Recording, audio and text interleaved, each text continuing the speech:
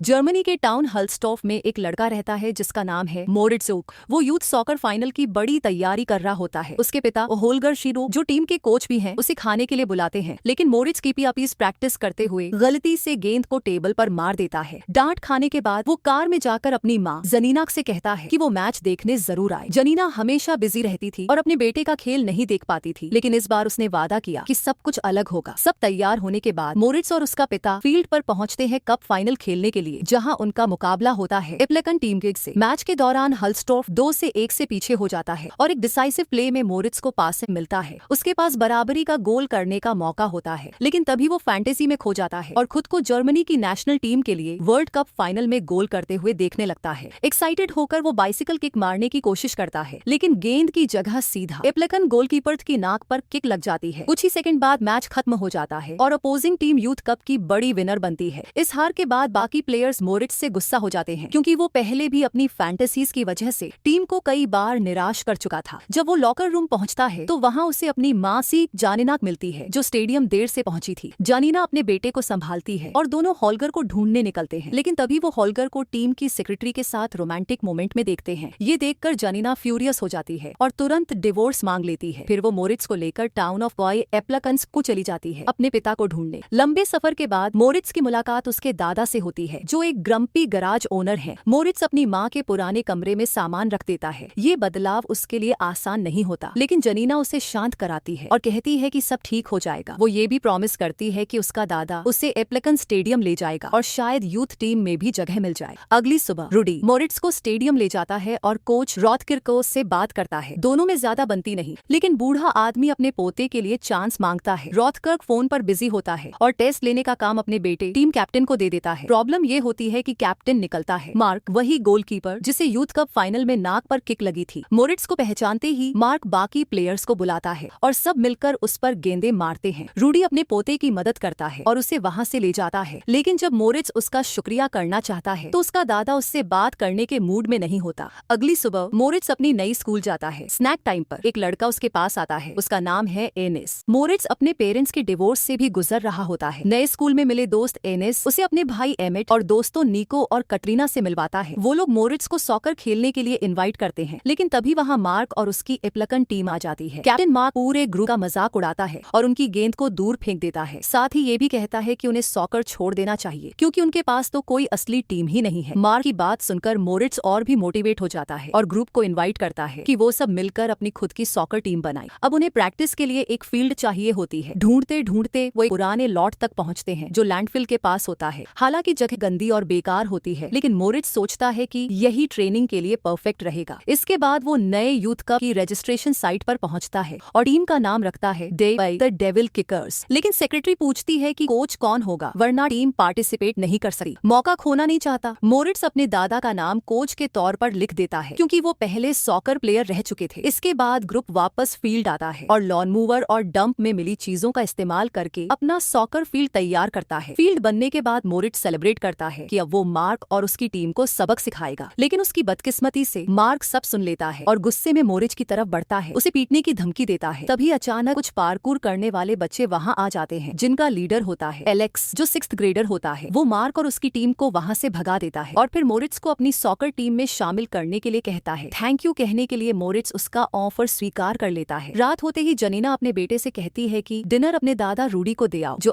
रॉथकिर्क shopping mall में security guard का काम करते हैं। वहां पहुंचकर मोरिट्ज अपने दादा से टीम का कोच बनने की बात करना चाहता है, लेकिन रूडी उसकी बात नहीं सुनता और सिर्फ अपनी लेट वाइफ मारियानो की बातें करता है। वो ये भी बताता है कि पहले वो एप्लेकन टीम का स्ट्राइकर हुआ करता था और उसके साथ कोच रॉथकिर्क भी खेलता था, जो उसका सबसे अच्छा दोस्त था। लेकिन दोनों एक ही लड़की मारियन से प्यार कर बैठे। जब मारियन ने रूडी को चुना तो रॉथकिर्क ने खुद को धोखा खाया हुआ महसूस किया और तब से दोनों की कभी बात नहीं हुई। अपने दादा से कोच बनवाने की बात न कर पाने पर मोरिट्ज घर लौट जाता है। अगले दिन मोरिट्ज टीम के साथ प्रैक्टिस शुरू करता है। एलेक्स उसे अपने टीममेट्स से मिलवाता है, स्लीपी, टिम, कॉलिन, कॉन्स्ट, एंडी और शैडो। इनके जुड़ने से टीम के पास यूथ कप में हिस्सा लेने के लिए पूरे 11 प्लेयर्स हो जाते हैं। प्रैक्टिस के दौरान एलेक्स और उसके दोस्त पार्कूर स्टंट्स करते हुए गोल्स मारने की कोशिश करते हैं, लेकिन ज्यादातर शॉट्स मिस कर जाते हैं। टीम की हालत अच्छी नहीं होती, लेकिन मोरिट्ज उन्हें मोटिवेट करता है और कहता है कि डेडिकेशन से वो मार्क की टीम को हरा सकते हैं। प्रैक्टिस खत्म होते होते कटरीना की गुस्सा हो जाती है कि मोरिट्ज सिर्फ मार्क को हराने के बारे में सोचता है, न कि सॉकर को मजे के लिए खेलने के बारे में। मोरिट्स उसकी बात समझ नहीं पाता और कटरीना वहाँ से चली जाती है। घर लौटने पर रिवील होता है कि मार्क कटरीना का हाफ ब्रदर है। कटरीना की जिंदगी में एक और मुश्किल थी। उसका स्टेपफादर उसे सॉकर खेलने से मना कर चुका था क्योंकि उसका मानना था कि ये खेल लड़कियों के लिए नहीं है, और उसने कटरीना को जबरदस्ती टेनिस खेलने पर मजबूर कर दिया। लेकिन कैटरीना ने हार मानने से इनकार कर दिया और अपने सॉकर के प्यार को छोड़ने के बजाय चुपके चुपके लड़कों के साथ फील्ड पर प्रैक्टिस जारी रखी। ट्रेनिंग के दौरान टीम आपस में तालमेल नहीं बिठा पा रही थी और कई बार लड़ाई तक हो जाती थी। एक बार वार्म अप के दौरान मोरिट्स ने कटरीना से बॉल पास करने को कहा, लेकिन वो अब भी उससे नाराज थी और गुस्से में बॉल दूसरी तरफ मार देती है। मोरिट्स भड़क जाता है और कहता है कि कटरीना जानबूझकर टीम को खराब कर रही है ताकि मार्क और उसकी टीम जीत जाए। ये सुनकर कटरीना और भी फ्यूरियस हो जाती है और दोनों में लड़ाई शुरू हो जाती है। बाकी प्लेयर्स बीच बचाव करके उन्हें अलग करते हैं। दिन गुजरते जाते हैं और आखिरकार पहला क्वालिफाइंग मैच शुरू होने का समय आ जाता है। डेविल किकर्स बनाम इप्लिखान टीम। उधर एनिस खिलाड़ियों की जर्सी पर नंबर्स पेंट कर रहा होता है। तभी रेफरी मोरिट्स से बात करने आता है क्योंकि उसे दिखता है कि टीम के पास सिर्फ 10 प्लेयर्स हैं और कटरीना अभी तक नहीं पहुंची है। इसके अलावा उसने टीम के कोच को भी फील्ड पर नहीं देखा। मोरिट्स रेफरी को भरोसा दिलाता है कि कोच जल्द ही आ जाएगा। इसके बाद वो अपनी माँ को कॉल करता है और कहता है कि दादाजी रूडी को अपना टेडी बेयर लेकर भेजें क्योंकि वो उसका लकी चार्म है। जनीना मान जाती है और हालांकि रूडी घर से निकलना नहीं चाहता, फिर भी वो फील्ड की तरफ चल पड़ता है। जैसे ही वो पहुंचता है, मोरिट्स रेफरी से कह देता है कि उनका कोच आ चुका है। उसी वक्त कटरीना भी आ जाती है और टीम फाइनली पूरी हो जाती है। मैच शुरू होता है, लेकिन प्लेयर्स के बीच तालमेल की कमी डेविल किकर्स को भारी पड़ती है। ईप्ले का टीम उन्हें 12-0 से हरा देती है। ये हार बेहद ह्यूमिलिएटिंग थी और पूरी टीम का मनोबल टूट जाता है। लेकिन मोरिट्स सबको संभालता है और कहता है कि उनके पास अभी भी सेकंड क्वालिफाइंग मैच का मौका है। लेकिन फील्ड पर लौटने के बाद वो सब देखते हैं कि वहाँ कई ट्रैक्टर्स जमीन को खोद रहे हैं क्योंकि उस जगह पर बिल्डिंग बनने वाली है। अब उनकी सारी उम्मीदें टूट जाती हैं। लेकिन मोरिट्स हार नहीं मानता और एक नया प्लान बनाता है। रात को वो सबको मॉल बुलाता है और अपने दादाजी के सिक्योरिटी कार्ड का इस्तेमाल करके अंदर घुस जाता है। रूडी गहरी नींद में होता है, इसलिए मोरिट्स सबको कॉरिडोर्स में ले जाता है और कहता है कि अब यहीं पर प्रैक्टिस करेंगे। लेकिन पास करते समय मोरिट्स बाइसिकल किक की कोशिश करता है और शॉट मिस कर देता है। बॉल सीधा एस्केलेटर पर जा गिरती है। उसी वक्त रूडी नीचे उतर रहा होता है। वो लड़कों को देख लेता है और मोरिट्स के बहाने सुनने से पहले ही बता देता है कि उसे सब कुछ पता है, यहाँ तक कि मोरिट्स ने उसका नाम कोच के तौर पर लिखा है। लेकिन गुस्सा करने या लड़कों को भगा देने के बजाय रूडी कहता है कि वो सब वाकई टैलेंटेड प्लेयर्स हैं, बस उन्हें टीम वर्क करना अब भी सीखना है। तभी वो डेविल किकर्स का कोच बनने के लिए मान जाता है और अगले 4 दिन में उन्हें दूसरी क्वालिफाइंग मैच के लिए तैयार करने का वादा करता है। ये सुनकर पूरी टीम खुश हो जाती है और रूडी की इंस्ट्रक्शंस फॉलो करने लगी है। रूडी सबसे पहले उन्हें सिखाता है कि बॉल को ज्यादा देर तक अपने पास कैसे रखा जाए। अगले कुछ दिनों में ट्रेनिंग जारी रहती है। लड़के पॉटरी शॉप में ड्रिबलिंग का अभ्यास करते हैं और थोड़े ही समय में उनकी परफॉर्मेंस बेहतर हो जाती है। आखिरकार मैच का दिन आ पहुंचता है। इस बार उनका मुकाबला वॉल्पर टीम से होता है। मैच से पहले रूडी उन्हें असली यूनिफॉर्म्स देता है, लेकिन साथ ही ये भी चेतावनी देता है कि ये जर्सीज वो तभी रख पाएंगे अगर मैच जीते। पूरी टीम नए जर्सीज पहनकर बेहद एक्साइटेड थी और मैच शुरू होने का वक्त आ चुका था। लेकिन एक बार फिर डेविल किकर्स आपसी तालमेल की समस्या में फंस गए। खासकर मोरिट्स और कटरीना दोनों आपस में बहस करने लगे कि अटैकिंग प्ले कौन करेगा। इस बीच एलेक्स ने बॉल रिकवर कर ली और एक शानदार स्पिनिंग किक लगाकर जीत दिलाने वाला गोल कर दिया। मैच खत्म होने के बाद रूडी पूरी टीम को सेलिब्रेशन के लिए डिनर ले गया, लेकिन बाहर निकलते ही मोरिट्स ने देखा कि उसका पिता हॉलगर सड़क पर उसका इंतजार कर रहा है। कार में बैठते ही हॉलगर अपने बेटे और जनीना से की गई गलतियों के लिए माफी मांगता है और कहता है कि उसे उनकी बहुत याद आती है। वो मोरिट्स की खोई हुई फुटबॉल भी वापस देता है, लेकिन मोरिट्स अब भी नाराज था और अपने पिता को छोड़कर चला जाता है। कुछ देर बाद पूरी टीम वापस मॉल आती है। हालांकि उन्होंने जीत दर्ज की थी, लेकिन रूडी उन्हें चेतावनी देता है कि वॉलपर्ट सबसे कमजोर टीम थी और अब तक वो अपनी असली क्षमता दिखा भी नहीं पाए हैं। टीम वादा करती है कि आगे वो अपना बेस्ट देगी। कुछ दिन बाद राउंड ऑफ 16 का मैच होता है। स्कोर 0-0 पर अटका रहता है। तभी एक अटैकिंग मूव में मोरिट्स, कैटरीना और एलेक्स एक साथ बॉल के पीछे भागते हैं और आपस में टकरा जाते हैं। किस्मत से बॉल सीधे गोल में चली जाती है और डेविल किकर्स एक और जीत हासिल कर लेते हैं। अगले दिन क्वार्टर फाइनल का वक्त आता है। कैटरीना घर से निकलकर टीम से मिलने जा रही होती है, लेकिन उसका स्टेपफादर रॉथकर्क रास्ते में उसे रोक लेता है और सॉकर छोड़ देने को कहता है। कैटरीना हार नहीं मानती और जिद्दी होकर भागती हुई स्टेडियम पहुंचती है ताकि ब्रैकन की टीम के खिलाफ खेल सके। मैच शुरू होने से पहले रूडी सबको समझाता है कि अब उन्हें इंडिविजुअल खेल छोड़कर टीम वर्क दिखाना होगा, लेकिन शुरुआती कुछ मिनटों में डेविल किकर्स बार बार पास मिस करते हैं और लगातार 2 गोल्स खा लेते हैं। इसी दौरान रॉथकर्क स्टेडियम पहुंचता है। अपने स्टेपफादर को देखकर कैटरीना तय कर लेती है कि अब वो अपनी टैलेंट साबित करके दिखाएगी। जैसे ही उसे बॉल मिलती है, वो अपने सीखे हुए स्किल्स का इस्तेमाल करते हुए ओपोनेंट प्लेयर्स को ड्रिबल कर निकल जाती है और एक जबरदस्त किक के साथ गोल कर देती है। स्कोर कम हो जाता है। थोड़ी देर बाद कटरीना फिर से मूव रिपीट करने की कोशिश करती है, लेकिन फाउल हो जाता है और रेफरी डेविल किकर्स को पेनल्टी दे देता है। इस बार मोरिट्स शॉट लेता है और एक्यूरेसी के साथ गोल कर देता है। स्कोर 2-2 पर बराबर हो जाता है। हाफ टाइम के बाद दूसरा हाफ शुरू होता है। धीरे धीरे टीम एकजुट होकर खेलने लगती है। एक रिहर्स्ड प्ले में कटरीना बॉल एलेक्स को पास करती है और एलेक्स पीछे की तरफ कूदे हुए किक लगाता है, जिससे एक और शानदार गोल होता है। डेविल किकर्स फिर से जीत जाते हैं और सेमीफाइनल तक पहुंच जाते हैं। सेलिब्रेशन के लिए टीम मॉल जाती है, लेकिन वहां उनकी मुलाकात फिर से मार्क और उसकी टीम से हो जाती है। मार्क और उसके दोस्त घमंड से कहते हैं कि डेविल किकर्स कभी फाइनल तक नहीं पहुंच पाएंगे, लेकिन मोरिट्स डरता नहीं और मार्क को चैलेंज करता है। जो 5 मिनट तक बॉल अपने पास रखेगा वही जीतेगा। मार्क मान जाता है, लेकिन तेजी से मोरिट्स बॉल छीन लेता है और अपने टीममेट्स को पास कर देता है। इसके बाद मॉल के अंदर ही एक इंटेंस बैटल शुरू हो जाती है, जहां डेविल किकर्स को मार्क और उसकी टीम घेर लेती है। फिर एलेक्स बॉल लेकर सड़क की ओर भागता है। सिक्योरिटी गार्ड्स उसे रोकने की कोशिश करते हैं ताकि वो चोटिल न हो जाए, लेकिन अपनी जबरदस्त एक्रोबैटिक्स की वजह से एलेक्स आसानी से उन्हें चकमा दे देता है। अब भी 5 मिनट पूरे नहीं हुए थे और डेविल किकर्स आपस में बॉल पास करते हुए बीच सड़क पर खेलते रहते हैं, गाड़ियों और पेडेस्ट्रियंस को डॉस करते हुए। आखिरकार बॉल फिर से एलेक्स के पास आती है, जो उसे ऊपर कर देता है। अब मोरिट्स और मार्क दोनों उस बॉल को पकड़ने के लिए कम्पीट करने लगे हैं। इस तगड़े मुकाबले के बीच बॉल मोरिट्स के हाथ में आ जाती है और पहली बार वो अपने राइवल को हरा देता है। लेकिन इस जीत का हंगामा सड़क पर इतना बढ़ जाता है कि पुलिस का ध्यान खींच लेता है और दोनों टीमों को भागना पड़ता है। कुछ मिनटों बाद डेविल किकर्स बेहद खुश होते हैं कि उन्होंने मार्क को हरा दिया। सब एलेक्स की तारीफ करते हैं, यहाँ तक कि इनेस कहती है कि वो पूरे स्कूल का सबसे कूल लड़का है और पूछती है कि उसके बारे में जो रूमर्स फैले हैं क्या वो सच है। टीम के बाकी लड़के समझ नहीं पाते कि इसका मतलब क्या है, लेकिन एलेक्स को ये सवाल बिल्कुल पसंद नहीं आता और वो वहाँ से भाग जाता है। इसी बीच कैटरीना के घर पर रॉथकर्क अपनी टीम की जीत पक्की करने और रूडी से बदला लेने की साजिश करता है। वो सेमीफाइनल में रेफरी को फोन करता है और उसे ब्लैकमेल करने की कोशिश करता है। कटरीना की माँ बर्टी ये सब सुन लेती है, लेकिन अपने पति को बचाने के लिए चुप रहती है। दूसरी तरफ मोरिट्स एलेक्स के घर पहुंचता है ताकि जान सके कि उसके साथ क्या हुआ। एलेक्स उसे बताता है कि कुछ समय पहले वो इप्लेकान की टीम का हिस्सा था और एक दिन उसे बहुत इंपॉर्टेंट मैच खेलने का मौका मिला, लेकिन उसी दिन उसकी माँ को उसके पिता को छुड़ाने के लिए जेल जाना पड़ा और उसने एलेक्स को कहा कि वो अपने छोटे भाई टॉमी का ख्याल रखे। एलेक्स अपनी जगह खोने के डर से उसे अकेला छोड़कर मैच खेलने चला गया। वहाँ उसने विनिंग गोल भी मारा, लेकिन जब घर लौटा तो पुलिस हर जगह थी। पता चला कि उसके छोटे भाई का एक्सीडेंट हो गया था। तब से एलेक्स उस गिल्ट को अपने दिल में ढो रहा है। मोरिट्स उसे समझाने की कोशिश करता है, लेकिन एलेक्स हार मानकर कहता है कि वो अब अगला मैच नहीं खेलेगा। अगले दिन सेमीफाइनल का वक्त आता है, लेकिन एलेक्स मैदान पर नहीं आता। रूडी टीम को मोटिवेट करता है कि वो बिना एलेक्स के खेले और एनिस को उसकी जगह खेलने भेज देता है। एनिस खुश होकर मान जाता है और अब डेविल किकर्स एप्लिकन टीम का सामना करने निकलते हैं। मैच शुरू होता है और दोनों टीमों के बीच बॉल को कंट्रोल करने की लड़ाई छिड़ जाती है। तभी निको को पीछे से फाउल किया जाता है, लेकिन रेफरी कुछ नहीं कहता। ओपोनेंट्स बार बार फाउल्स करते हैं और रेफरी फिर भी चुप रहता है, लेकिन जैसे ही डेविल किकर्स एक फाउल करते हैं, रेफरी सीटी बजा देता है और फ्री किक से एप्लिकन एक 0 से बढ़त ले लेता है। खेल जारी रहता है। कटरीना अकेले मूव करके गोल मारने की कोशिश करती है, लेकिन गोलकीपर बचा लेता है। एक और मौका आता है। कटरीना मोरिट्स से बॉल मांगती है, लेकिन मोरिट्स खुद गोल मारने की कोशिश करता है और क्रॉस बार पर मार देता है। इस मिस चांस की वजह से मैच का अंत होता है और PLACN एक 0 से जीत जाती है। स्टेडियम से सब कुछ देखते हुए बेटी अपनी बेटी कैटरीना पर गर्व महसूस करती है, लेकिन उसे ये भी पता था कि टीम की हार उसके पति रॉथकर्क की चीटिंग की वजह से हुई है। बाद में रॉथकर्क जीत की खुशी में पार्टी रखता है। कटरीना की उदासी देखकर बर्टी उसे मनाने की कोशिश करती है कि वो अपनी बेटी को टीम में शामिल कर ले, लेकिन रॉथकर्क साफ मना कर देता है और कहता है कि वो अपनी टीम में कभी भी लड़कियों को नहीं रखेगा। उधर मोरिट्स और उसके परिवार की परेशानियां और बढ़ जाती हैं। रॉथकर्क उसकी दादाजी रूडी को सिक्योरिटी गार्ड की नौकरी से निकाल देता है। जानिना भी अब तक कोई नौकरी नहीं ढूंढ पाई थी और खर्चे कैसे चलेंगे ये समझ ही नहीं आ रहा था। जैसे ही मोरिट्स घर लौटा है, उसकी माँ पूछती है कि मैच कैसा गया, लेकिन गुस्से में मोरिट्स चिल्ला पड़ता है और कहता है कि वो इस जगह से थक चुका है, यहाँ तक कि वो सारी गलती अपनी माँ पर डाल देता है। जानिना भी अब अपनी हद पर पहुंच चुकी थी और गुस्से में बेटे को सजा के तौर पर कमरे में भेज देती है। इसके बाद जानिना रोने लगती है। उसे समझ नहीं आता कि अब क्या करे। तभी बाहर हॉलगर की आवाज आती है। हॉलगर एक बार फिर माफी मांगता है और मोरिट्स से बात करने की इच्छा जताता है। दरअसल कटरीना की माँ बर्टी ने रॉथकर्क की चीटिंग का राज खोल दिया था और इसी वजह से एप्लिकान टीम टूर्नामेंट से बाहर कर दी गई थी। इसका मतलब ये था कि मोरिट्स की टीम को फाइनल में खेलने का एक और मौका मिल गया था और वो भी हॉलगर की टीम हल्स्टॉर्फ के खिलाफ। हॉलगर जानिना से ये भी कहता है कि इस बार वो जरूर मैच देखने आए, क्योंकि अब वक्त है परिवार को फिर से जोड़ने का। ये सुनकर मोरिट्स बेहद खुश हो जाता है और तुरंत कटरीना को ये खबर सुनाने के लिए दौड़ पड़ता है। जब वो उसके घर पहुंचता है तो खिड़की से आवाज लगाकर कटरीना कटरीना से माफी मांगता है कि उसने मैच में उसे पास क्यों नहीं दिया। मोरिट्स वादा करता है कि अब वो हमेशा साथ खेलेंगे और कटरीना से कहता है कि टीम को फिर से जोड़ना होगा। कटरीना मान जाती है और खिड़की से नीचे उतरने ही वाली थी कि अचानक मार्क आ जाता है। मार्क उन्हें रोकता है और मोरिच को लड़ाई का चैलेंज देता है। वो मोरिच को घूंसे मारना शुरू कर देता है और मोरिच अपने आप को बचा नहीं पाता। लेकिन तभी मोरिच अचानक पलटकर एक जोरदार हमला करता है और मार्क की नाक फिर से तोड़ देता है। वो मार्क से कहता है कि अब उसे अकेला छोड़ दे। इसके बाद मोरिच और कटरीना वहाँ से भागकर बाकी टीम से मिलने निकल पड़ते हैं। इसी दौरान रूडी हार की वजह से बेहद दुखी होकर बार में बैठा शराब पी रहा था। फिर नशे में अकेले ही सड़क पर निकल जाता है। रास्ते में वो सिगरेट जलाने की कोशिश करता है, तभी सामने से आती एक ट्रक उसे टक्कर मार देती है। अगले दिन मोरिट्स को यह खबर मिलती है और वो अपने दोस्तों के साथ हॉस्पिटल पहुंचता है, जहां जानिना बाहर इंतजार कर रही थी। खुशकिस्मती से रूडी जिंदा बच जाता है। जब लड़के उसे रॉथकर्क की चीटिंग के बारे में बताते हैं तो रूडी का हौसला और बढ़ जाता है और वो कहता है कि वो ग्रैंड फाइनल तक उनके साथ रहेगा। लेकिन समस्या ये थी कि उसके पैर टूट चुके थे और वो पूरी तरह ठीक हुए बिना स्टेडियम नहीं जा सकता था और बिना कोच के डेविल किकर्स खेल ही नहीं सकते थे। लेकिन तभी मोरिट्स को एक नया रास्ता सूझता है इस मुश्किल को हल करने का। मैदान पर वापस होल्गर अपनी टीम की ट्रेनिंग पूरी कर रहा था, लेकिन उसका दिमाग बार बार जानिना और मोरिट्स की तरफ जा रहा था। कुछ ही देर बाद वो देखता है कि उसकी एक्स वाइफ जानिना मैदान में दाखिल हो रही है। होल्गर उससे एक और मौका मांगता है और साथ ही पूछता है कि रूडी कहाँ है। जानिना बताती है कि रूडी बीमार पड़ गया है और अब वो खुद डेविल किकर्स की कोच बनेगी। होल्गर हैरान रह जाता है, लेकिन जानिना सिर्फ उसे गुड लक कहकर अपनी टीम के पास लौट जाती है। मैच शुरू होने से ठीक पहले एलेक्स और उसके पिताजी मैदान पर आ जाते हैं। एलेक्स टीम से फिर से खेलने की गुजारिश करता है। बिना सोचे सब उसे वापस अपना लेते हैं और उसकी पुरानी यूनिफॉर्म लौटा देते हैं। जानिना फोन पर रूडी को कॉल करती है और स्पीकर पर सबको गुड लक कहती है। वो सीधे अपने पोते मोरिट्स से कहती है कि अब उसे असली कैप्टन की तरह टीम को लीड करना होगा। मोरिट्स वादा करता है कि वो ऐसा ही करेगा। दोनों टीमें मैदान पर उतरती हैं और रेफरी की सीटी बजते ही ग्रैंड फाइनल शुरू हो जाता है। फोन पर रूडी जानिना को इंस्ट्रक्शंस देने की कोशिश करता है, लेकिन क्योंकि जानिना को फुटबॉल की समझ नहीं थी, वो उल्टा खिलाड़ियों को और कंफ्यूज कर देती है।